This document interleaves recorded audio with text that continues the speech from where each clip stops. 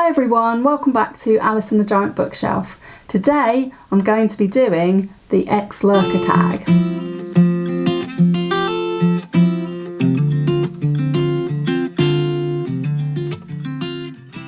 Hi everyone, my name's Alice, welcome back to my channel. Today I'm going to be doing the Ex Lurker Tag. I was very kindly tagged by Sandy at MsReads a lot, whose channel I've really been enjoying lately. I will put a link to her video and her channel in the description down below. Please go and check it out. I've got my questions, so without any further ado, let's get on with the Ex Lurker Tag. Question 1 is, what had been stopping you or is stopping you from leaving comments or starting a booktube channel? I think the biggest stumbling block for me with starting a booktube channel was that I felt like, as a really shy person, it was not something that I was going to be able to do. To push myself that far out of my comfort zone, put myself on camera, put myself on the internet. So for a long time, I felt like that definitely wasn't something I was going to be doing. But for some reason, I have decided to come on Booktube anyway. Here I am. Question number 2 is, you've already left a bunch of, or a million, comments under Booktube videos. Do you remember the very first comments you left, and did you get any reply? The furthest back I can remember on leaving comments was long before I had a Booktube channel, long before I knew about anybody's Booktube channel. I left a comment on my favourite yoga channel, which is called Yoga with Cassandra. I'll link that down below as well, in case you like yoga. I left her a comment on one of her videos. I can remember being absolutely delighted when I got a reply back, so that was back last year. I'm quite new to the whole Booktube community, so I haven't been leaving comments for very long, but I am really enjoying being in the community and leaving comments on people's videos now. Question 3 is, pick a book which you've read because of the Booktubers review. It has to stand out and be one you loved or hated with a passion. Not really been very good at these questions today because I don't really have a good answer to this one either.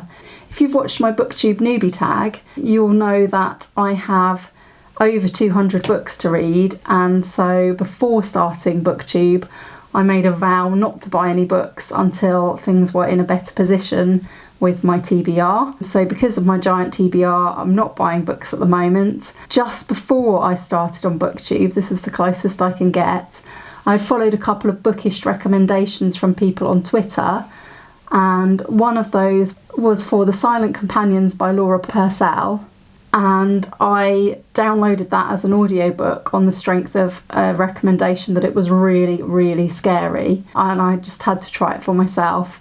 It is a really good book. I wouldn't say it was as scary as maybe the person said it was, but I really enjoyed it, and it definitely has a very spooky air and a big sense of, why do people who live in massive gothic, haunted, horror-type mansions, why when they find a locked door do they always open it? You just know it's going to be a bad idea, and in this book it was definitely a bad idea. Question number 4 is, tell us a bit about the book you're currently reading. Is it any good, and could you read a passage from it which you loved or found ridiculous?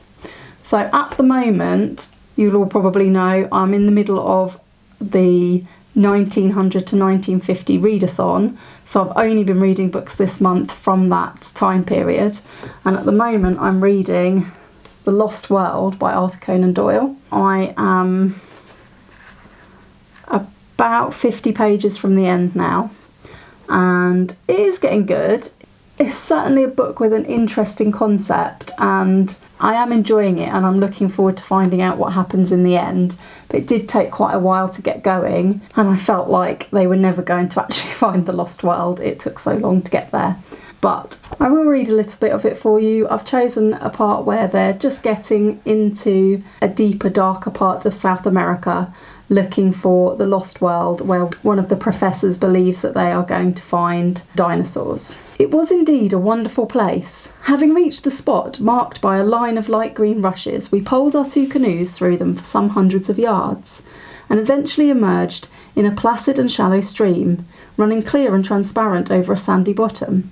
It may have been 20 yards across and was banked in on each side by the most luxuriant vegetation. No one who had not observed that for a short distance reeds had taken the place of shrubs could possibly have guessed the existence of such a stream or dreamed of the fairyland beyond. For fairyland it was, the most wonderful that the imagination of man could conceive. The thick vegetation met overhead, interlacing into a natural pergola, and through this tunnel of verdure in a golden twilight flowed the green, pellucid river, beautiful in itself, but marvellous from the strange tints thrown by the vivid light from above, filtered and tempered in its fall.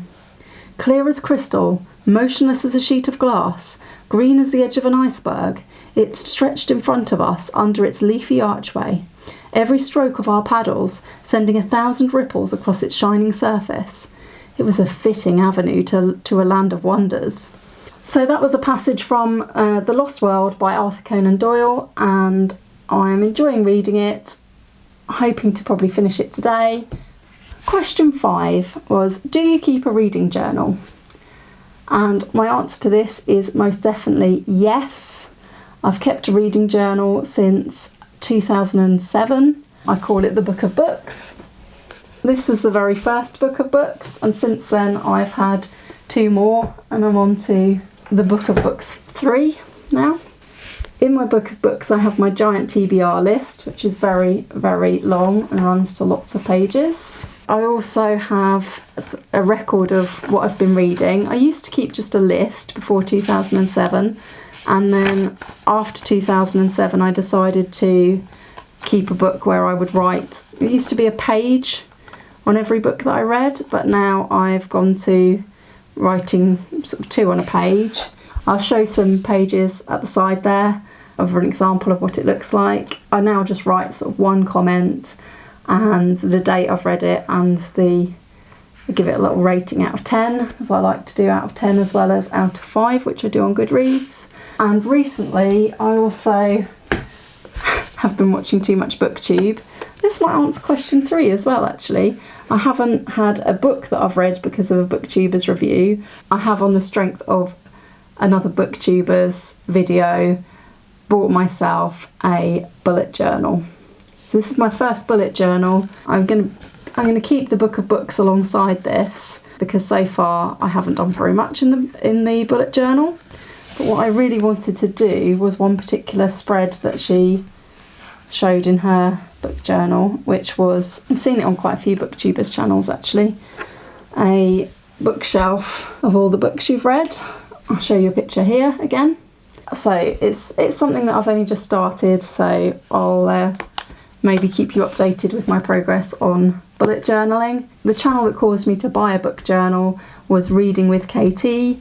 I will link that in the description down below as well, just in case you want to go and look at her lovely reading bullet journal. It's really, really beautiful, so I would recommend that.